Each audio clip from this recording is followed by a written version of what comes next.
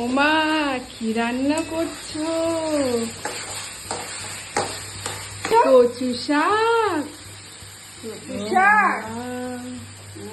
কচু আমার তো শাক। একটাই কথা, যখনই বলবো দিদি কি রান্না করবো, সঙ্গে সঙ্গে শুধু একটাই উত্তর, কচুর শাক।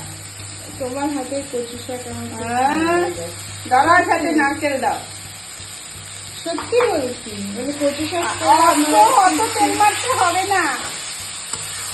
যখনই বলি 12 মাস কচুর শাক, শুধু যখনই বলি কি টিকলি কি রান্না করে নিয়ে যাবো, টিকলি কি খাবি, একটাই কথা, কচুর শাক আর কচুর শাক। আমার কচু শাক বরাবরই প্রিয়। কত খাটনি বলতো, সে খাটনি। খেতে ভালো কিন্তু যে প্রচুর খাটনি। তুই খাওয়াবি, তুই রান্না করছিস না? না না, কালকে তো দেখলে না, কালটা করতে গিয়ে আমার হাত ব্যথা হয়ে গেল একটা করতে গিয়ে। সত্যি তাই। এইগুলো খেতে ভালো লাগে, খাটনির কাজ।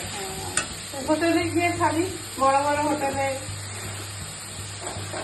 খাবি গিয়ে আসবি। সন্ধ্যা মতো।